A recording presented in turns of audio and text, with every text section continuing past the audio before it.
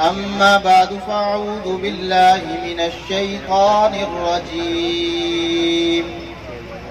بسم الله الرحمن الرحيم. ورفعنا لك ذكرك. قال الله تبارك وتعالى في مقام آخر: محمد رسول الله والذين معه وشداء على الكفار رحماء بينهم. قال النبي صلى الله تعالى عليه وسلم: كنت نبيا وآدم بين الروح والجسد. صدق الله مولانا العلي العظيم وبلغنا رسوله النبي الكريم ونحن على ذلك لمن الشاہدین والشاکرین والحمد للہ رب العالمین. سب سے پہلے مشیت کے انوار سے نقش روح محمد بنایا گیا، پھر اسی نقش سے مانگ کر روشنی بزم کونو مکان کو سجایا گیا. وہ محمد بھی، احمد بھی، محمود بھی، حسن مطلق کا وہ شاہد بھی، مشہود بھی، علم و حکمت میں وہ لامحدود بھی، ظاہراً امیوں میں اٹھایا گیا. اس کی شفقت بے حد و بے انتہا، اس کی رحمت تخیل سے بھی ماورا. جو بھی عالم جہاں میں بنایا گیا، اسی کی رحمت سے اس کو بسایا گیا. اور مجھ کو کیوں فکر ہو حشر کی اے قاسم، مجھ کو کیوں فکر ہو حشر کی اے قاسم. میرا آقا ہے وہ، میرا مولا ہے وہ، جس کے دامن میں جنت بسائی گئی، جس کے ہاتھوں سے کوثر لٹایا گیا. اے جنت، تجھ میں حور و قصور رہتے ہیں، میں نے مانا ضرور رہتے ہیں. اے جنت، تجھ میں حور و قصور رہتے ہیں، میں نے مانا ضرور رہتے ہیں، مگر اے جنت میرے دل کا طواف کر، کیونکہ میرے دل میں حضور رہتے ہیں. اور باغ میں جب میں گیا سب توتیاں تھی خوش نوا، کہتی تھی نعت مصطفیٰ بلغ العلا بکمالہ. قمریاں بھی تھی شوق میں، ڈالی تھی گردن توق میں، پڑتی تھی یوں ذوق میں، کشفت دجا بجمالہ. بلبلے بھی تھی سو بسو لے لے کے ہر ہر گل کی بو، کرتی تھی باہم گفتگو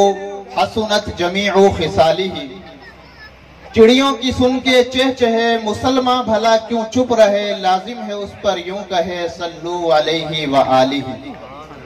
تمام حضرات ایک مرتبہ درود پڑھ لیں. اللہم صلی علی محمد النبی الامی وعلی آلہ وسلم تسلیم. ماشاءاللہ، سب سے پہلے تو میں اس خوبصورت پروگرام کے انعقاد پر جناب وسیم بھائی اور ان کی پوری ٹیم کو مبارکباد پیش کرتا ہوں، اور میں اسے پہلی سالانہ حمد و نعت کا عنوان دیتا ہوں. امید کرتا ہوں کہ ہر سال انشاءاللہ اس طرح کا خوبصورت پروگرام وسیم بھائی سجائیں گے. اور اس کے بعد چونکہ اس محفل میں حسیب بھائی کو اللہ نے نعمت نہیں بلکہ 2 نعمتوں سے نوازا ہے، تو اس پر بھی میں حسیب بھائی کو مبارکباد پیش کرتا ہوں اور دعا گو ہوں کہ اللہ ان کے بچوں کی زندگی میں برکت نصیب فرمائے اور انہیں عالم و حافظ بنائے. محفل کا عنوان حمد و نعت ہے، اور نعت کہتے ہیں حضور علیہ السلام کی تعریف کو. 1400 سال سے سیرت پر اور حضور علیہ السلام کی شان پر بے شمار کتابیں لکھی گئیں، کلام لکھے گئے،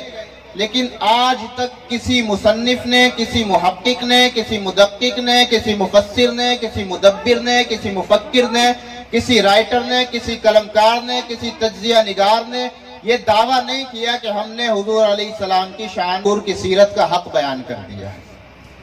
بایزید بسطامی رحمت اللہ علیہ، اولیاء میں ایک بڑا مقام ہے، بہت بڑے بزرگ گزرے ہیں. تو کسی نے پوچھا کہ حضرت حضور علیہ السلام کی شان، آپ کا مقام و مرتبہ تو بیان کیجئے. حضرت بایزید بسطامی رحمت اللہ علیہ فرماتے ہیں کہ جہاں عام مسلمانوں کے مقام کی انتہا ہے، وہاں سے مقام اولیاء کی ابتدا ہے. جہاں سے مقام اولیاء کی انتہا ہے، وہاں سے مقام شہداء کی ابتدا ہے. جہاں مقام شہداء کی انتہا ہے، وہاں مقام صدیقین کی ابتدا ہے. جہاں مقام صدیقین کی انتہا ہے وہاں سے مقام انبیاء کی ابتدا ہے، جہاں مقام انبیاء کی انتہا ہے وہاں سے مقام رسول کی ابتدا ہے، جہاں مقام رسول کی انتہا ہے وہاں سے مقام اولو العزم پیغمبروں کی ابتدا ہے، اور جہاں مقام اولو العزم پیغمبروں کی انتہا ہے وہاں سے جناب محمد الرسول اللہ کے مقام کی ابتدا ہے۔ اب سوال کرنے والا خاموش نہیں رہا، اس نے دوسرا سوال کر دیا، کہنے لگا حضرت آپ نے اولیاء کے مقام کی ابتدا و انتہا بیان کی،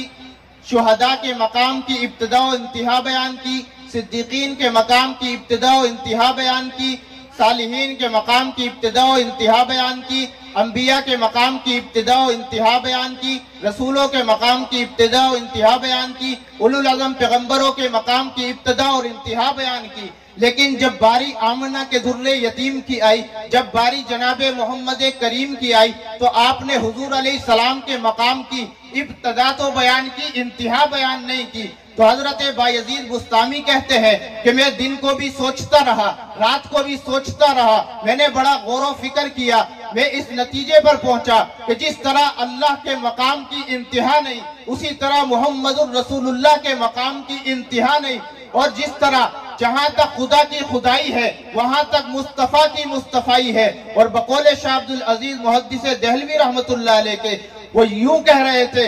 کہ یا صاحب الجمالی و یا سید البشر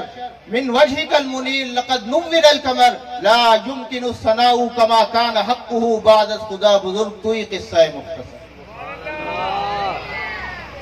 تو حضور علیہ السلام کی شان آفانا لکا ذکرک کہہ کر میرے حضور علیہ السلام کی شان کو بلند کر دیا، اور اللہ نے میرے نبی کو نام ہی ایسا خوبصورت چن کے دیا کہ محمد صلی اللہ علیہ وسلم، صلی اللہ علیہ وسلم۔ تو اللہ نے اتنا پیارا نام دیا کہ لیا جب نام محمد تو لب سے لب مل گیا، لیا جب نام محمد تو لب سے لب مل گیا، اور جس نے کی پیروی حضور کی اسے رب مل گیا،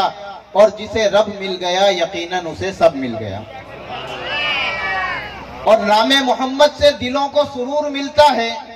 نگاہ فکر کو تازہ شعور ملتا ہے، نصیب کیسا بھی ہو اظہر میرا ہے عقیدہ، نبی کا نام لے کر خدا سے جو بھی مانگو ضرور ملتا ہے۔ تو اللہ نے میرے نبی کو وہ نام عطا کیا محمد، اتنا خوبصورت نام محمد کہتے ہیں جس کی بہت زیادہ تعریف کی جائے، جس کی ہر کوئی تعریف کرے، یعنی جس کی اپنے بھی تعریف کرے اسے محمد کہتے ہیں، جس کی دشمن بھی تعریف کرے اسے محمد کہتے ہیں، جس کی مسلمان بھی تعریف کرے اسے محمد کہتے ہیں، جس کی عیسائی بھی تعریف کرے اسے محمد کہتے ہیں، جس کی سکھ بھی تعریف کرے اسے محمد کہتے ہیں، جس کی یہودی بھی تعریف کرے اسے محمد کہتے ہیں، جس کی ہندو بھی تعریف کرے اسے محمد کہتے ہیں، جس کی تمام دنیا مل کر تعریف کرے اسے محمد کہتے ہیں، جس کی مکہ والے تعریف کریں اسے محمد کہتے ہیں، جس کی مدینہ والے تعریف کریں اسے محمد کہتے ہیں، جس کی عرب والے تعریف کریں اسے محمد کہتے ہیں، جس کی عجم والے تعریف کریں اس کو محمد کہتے ہیں، اور جس کی تعریف زبور میں ہو اسے محمد کہتے ہیں، جس کی تعریف انجیل میں ہو اسے محمد کہتے ہیں، جس کی تعریف تورات میں ہو اسے محمد کہتے ہیں، جس کی تعریف تمام آسمانی صحائف میں ہو اسے محمد کہتے ہیں، اور جس کا نام نامی عرش کے پایوں پر لکھا ہوا ہو اسے محمد کہتے ہیں، جس کا نام جنت کے درختوں کے پتوں پہ ہو اسے محمد کہتے ہیں، جس کا نام پھولوں کی پتیوں پہ ہو اسے محمد کہتے ہیں، جس کا نام حور و غلمان کے سینوں پر لکھا ہوا ہو اسے محمد کہتے ہیں، جس کا نام فرشتوں کی پیشانی پر لکھا ہوا ہو اسے محمد کہتے ہیں، جس کا نام جنت کے محلوں کے اوپر لکھا ہوا ہو اسے محمد کہتے ہیں، اور جس کا تذکرہ آدم علیہ السلام کی دعاؤں میں ہو اسے محمد کہتے ہیں، جس کا واسطہ دے کر شیش اپنے رب سے دعائیں کرے اسے محمد کہتے ہیں، جس کا امتی بننے کی تمنا جناب موسیٰ کرے اسے محمد کہتے ہیں، جس کے لیے دعائیں حضرت ابراہیم کرے اسے محمد کہتے ہیں، جس کی بشارت حضرت عیسیٰ علیہ السلام دے اسے محمد کہتے ہیں۔ تمام انبیاء کے کمالات اور انعامات نوازشات اور محاسن و محامد و خوبیوں کا جو سرچشمہ ہو اور منبع ہدایت ہو اسے محمد کہتے ہیں، یعنی کہ جس کے اندر آدم کی انابت ہو اسے محمد کہتے ہیں، جس کے اندر نوح کی استقامت ہو اسے محمد کہتے ہیں، جس کے اندر شیث کی معرفت ہو اسے محمد کہتے ہیں، جس کے اندر ابراہیم کی خلت ہو اسے محمد کہتے ہیں، جس کے اندر اسحاق کی رضا ہو اسے محمد کہتے ہیں، جس کے اندر یوسف کا حسن ہو اسے محمد کہتے ہیں، جس کے اندر ایوب کا صبر ہو اسے محمد کہتے ہیں، جس کے اندر یونس کی اطاعت ہو اسے محمد کہتے ہیں، جس کے اندر داؤد کا لہن ہو اسے محمد کہتے ہیں، جس کے اندر سلیمان کی دانائی ہو اسے محمد کہتے ہیں، جس کے اندر ہود کی ہدایت ہو اسے محمد کہتے ہیں، جس کے اندر لوط کی حکمت ہو اسے محمد کہتے ہیں، جس کے اندر صالح کی صلاحیت ہو اسے محمد کہتے ہیں، جس کے اندر موسیٰ کی جلالت ہو اسے محمد کہتے ہیں، جس کے اندر ہارون کی فصاحت ہو اسے محمد کہتے ہیں، اور جس کا تذکرہ انبیاء بھی کریں اسے محمد کہتے ہیں، جس کا تذکرہ اولیاء بھی کریں اسے محمد کہتے ہیں، جس کی تعریف اتقیاء بھی کریں اسے محمد کہتے ہیں، جس کی تعریف اصفیاء بھی کریں اسے محمد کہتے ہیں، جس کی تعریف صالحین کریں اسے محمد کہتے ہیں، جس کی تعریف واعظین کریں اسے محمد کہتے ہیں، جس کی تعریف شہداء کریں اسے محمد کہتے ہیں، جس کی تعریف علماء کریں اسے محمد کہتے ہیں، جس کی تعریف بلغاء کریں اسے محمد کہتے ہیں، جس کی تعریف ادباء کریں اسے محمد کہتے ہیں، جس کی تعریف نقباء کریں اسے محمد کہتے ہیں، جس کی تعریف ادباء کریں اسے محمد کہتے ہیں، اور جس کے چہرے کو رب قرآن میں والضحیٰ کہے اسے محمد کہتے ہیں، جس کی زلفوں کو رب قرآن میں واللیل کہے اسے محمد کہتے ہیں، اور جس کے دانتوں کو رب قرآن میں یاسین کہے اسے محمد کہتے ہیں، اور جس کے سینے کو رب قرآن میں الم نشرح لک صدرک کہے اسے محمد کہتے ہیں، جس کی پشت کو رب قرآن میں الذی انقض ظہرک کہے اسے محمد کہتے ہیں، رب جسے قرآن میں جس کے شہر کی قسم کھائے لا اقسم بہذا البلد اسے محمد کہتے ہیں، رب جس کی تعریف قرآن میں کرے اسے محمد کہتے ہیں، جس کے اخلاق کو رب انک لعلی خلق عظیم کہے اسے محمد کہتے ہیں، جس کے ساتھیوں کو رب قرآن میں اولئک هم الراشدون کہے اسے محمد کہتے ہیں، جس کے ساتھیوں کو رب قرآن میں اولئک هم المفلحون کہے اسے محمد کہتے ہیں، جس کی بیویوں کو رب قرآن میں امہات المؤمنین کہے اسے محمد کہتے ہیں، جس کی اولاد اور ازواج کو رب قرآن میں اہل بیت کہے اسے محمد کہتے ہیں، اور جو تمام خوبیوں کا سرچشمہ ہو اسے محمد کہتے ہیں صلی اللہ علیہ وسلم۔ محمد ہر ایک تعریف کرے، بلکہ میں یہ کہوں گا کہ جس کی نسبت حضور سے ہو گئی وہ بھی تعریفوں والا بن گیا، اور جس لباس کی نسبت نبی سے ہو گئی وہ لباس تعریفوں والا، جس جوتے کی نسبت نبی سے ہو گئی وہ جوتا تعریفوں والا، جس کملی کی نسبت نبی سے ہو گئی وہ کملی تعریفوں والی، میں کیوں نہ کہوں جس صدیق کی نسبت نبی سے ہو گئی وہ صدیق بھی تعریفوں والا، وہ فاروق بھی تعریفوں والا، وہ عثمان بھی تعریفوں والا، وہ علی بھی تعریفوں والا، اور وہ معاویہ بھی تعریفوں والا۔ محمد کہتے اسے ہیں کہ جس کی سب تعریف کریں اور بہت زیادہ تعریف کریں، اور کیوں نہ کریں، کیوں نہ کریں۔ اللہ نے میرے نبی کو حسن و جمال ہی وہ عطا کیا تھا کہ جو دیکھتا وہ تعریف کیے بغیر رہتا نہیں تھا۔ حضرت جابر بن سمرہ رضی اللہ تعالیٰ عنہ فرماتے ہیں کہ میں ایک مرتبہ مسجد نبوی میں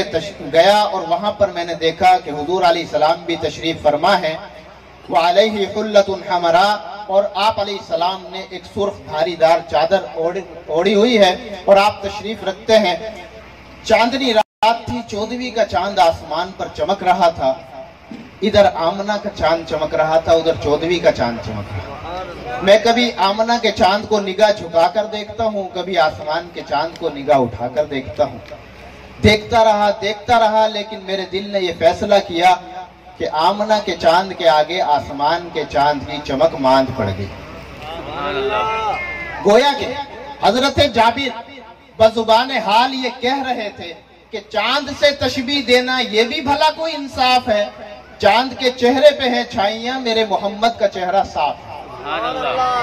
سبحان اللہ، بالکل کمزوروں والی آئیے بھائی، پیٹرول پہ چلتے ہیں تو وہ تو مہنگا ہو گیا، اور اگر بغیر پیٹرول کے ہیں پھر تو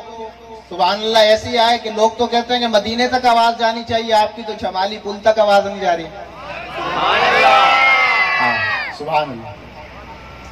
تو حضور علیہ السلام کو اللہ نے حسن وہ عطا کیا، جمال وہ عطا کیا، کمال وہ عطا کیا. اور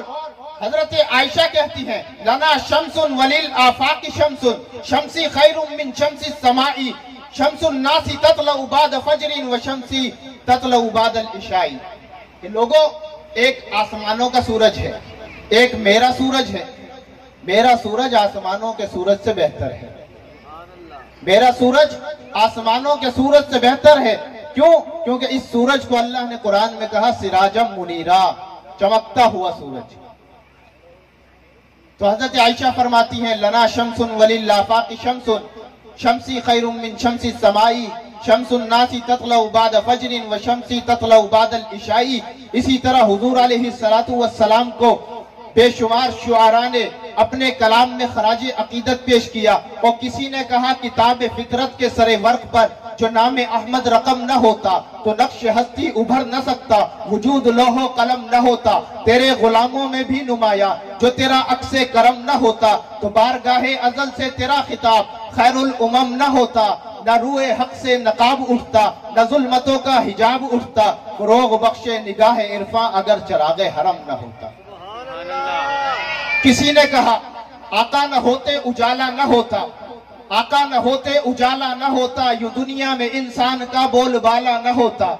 بعد از رسول دو جہاں میں یوں رتبہ صدیق کا اعلیٰ نہ ہوتا، جوتے کا جاتا نہ عرشوں پہ کھٹکا، یوں ذیشان حبشے کا کالا نہ ہوتا، نہ چھٹکتی یہ ظلمتیں نہ ہوتا سویرا، لوگوں اگر کالی کملی والا نہ ہوتا. ایک ہندو شاعر کہتا ہے حضور آئے تو سر آفرینش پا گئی دنیا، اندھیروں سے نکل کر اجالوں میں آ گئی دنیا، ستے چہروں کا زنگ اترا بجھے چہروں پہ نور آیا، حضور آئے تو انسانوں کو جینے کا شعور آیا. ایک اور شاعر کہتا ہے کہ وہ آئے جن کے آنے کی زمانے کو ضرورت تھی، وہ آئے جن کی آمد کے لیے بے چین فطرت تھی، وہ آئے نغمہ داؤد میں جن کا ترانہ تھا، وہ آئے گریہ یعقوب میں جن کا فسانہ تھا، وہ آئے جن کے لیے مضطرب تھی وادی بطحا، وہ آئے جن کے لیے مضطرب تھی وادی بطحا، اور وہ آئے جن کے قدموں کے لیے کعبہ ترستا تھا،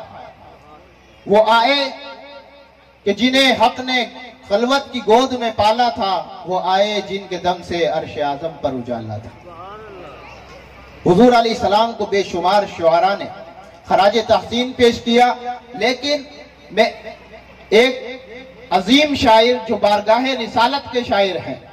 ان کا شعر اور اس کی تھوڑی سی تشریح کر کے آپ حضرات سے اجازت چاہوں گا، توجہ سے سنیے. آج 1400 سال بعد جب نعت خواں اور کوئی شاعر حضور علیہ السلام کی تعریف بیان کرتا ہے تو ہم بڑے محظوظ ہوتے ہیں، لطف اندوز ہوتے ہیں. وہ کیا منظر ہوگا کہ جب حضور علیہ السلام حسان کو کہتے ہیں حسان آ میرے ممبر پر بیٹھ اور میری تعریف کر. حضور کا ممبر اور حضرت حسان ممبر پر بیٹھتے ہیں. حضور کا چہرہ انور حسان کے سامنے ہے اور ادھر صحابہ کا جھرمٹ جگمگا رہا ہے. حضور علیہ السلام کی تعریف حضرت حسان بیان کرتے ہیں. ہمارے مہمان خصوصی تشریف لا چکے ہیں. میں حضرت علامہ مولانا محمد رفیق عباسی صاحب کو خوش آمدید کہتا ہوں. تو حضرت حسان ممبر پر بیٹھتے ہیں اور سامنے صحابہ جگمگا رہے ہیں. حضور علیہ السلام کا چہرہ چمک رہا ہے، دمک رہا ہے. حضرت حسان کہتے ہیں وَأَحْسَنَ مِنْكَ لَمْ تَرَ قَطُّ عَيْنِي وَأَحْسَنَ مِنْكَ لَمْ تَرَ قَطُّ عَيْنِي. آقا آپ جیسا حسین، آپ جیسا محجبین، آپ جیسا نازنین، آپ جیسا خوبصورت میری آنکھ نے نہیں دیکھا. حسان کی آنکھ تو ایک آنکھ تھی. حضرت حسان مدینہ میں رہے. ہو سکتا ہے کوئی سوال کر دیتا کہ حسان نے نہیں دیکھا، لیکن کسی ماں نے شاید جنا ہو تو حضرت حسان جواب دیتے ہیں وَأَجْمَلَ مِنْكَ لَمْ تَلِدِ النِّسَاء. کسی ماں نے آج تک آپ سے زیادہ حسین جنا ہی نہیں، پیدا ہی نہیں کیا. ادھر حضرت حسان کہہ رہے ہیں آقا آپ سے زیادہ خوبصورت نہیں دیکھا، آقا آپ سے زیادہ جمیل نہیں دیکھا. آپ تو جمیلوں میں اجمل ہیں، شریفوں میں اشرف ہیں، حسینوں میں احسن ہے، طیبوں میں اطیب ہے، طاہروں میں اطہر ہے. آپ سے زیادہ خوبصورت میری آنکھ نے نہیں دیکھا۔ وہاں پیدائش کے وقت اماں آمنہ دیکھتی ہے، کہتی ہے اس جیسا حسین بچہ میں نے نہیں دیکھا۔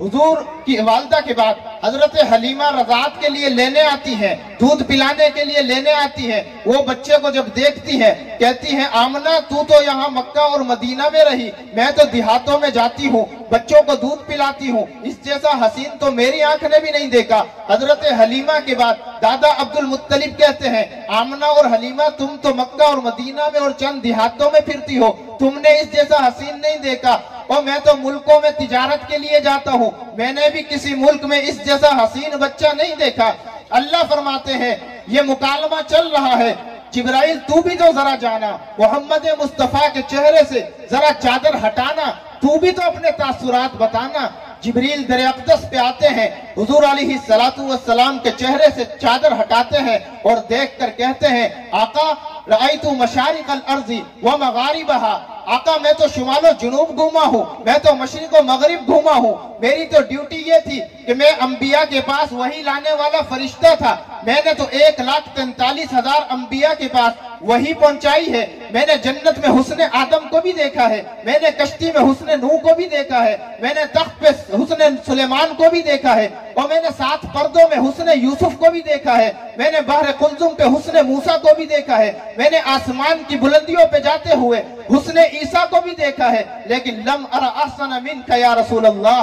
اللہ کے محبوب آپ سے زیادہ حسین میری آنکھ نے بھی نہیں دیکھا۔ اللہ فرماتے ہیں اللہ کی طرف سے آواز آتی ہے آمنہ تو کیسے دیکھتی، عبد المطلب تو کیسے دیکھتا، حلیمہ تو کیسے دیکھتی، حسان تو کیسے دیکھتا، اور جبرائیل تو کیسے دیکھتا، میں نے جس سانچے سے محمد کو بنایا تھا، میں نے محمد کو بنانے کے بعد وہ سانچہ ہی توڑ دیا، حسینہ جمیلہ دا رخ موڑ دیتا، رب محمد بنا کے قلم توڑ دیتا۔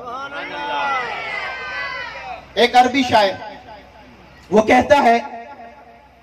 40,000 اشعار اس نے حضور علیہ السلام کی شان میں لکھے، 40,000 اشعار۔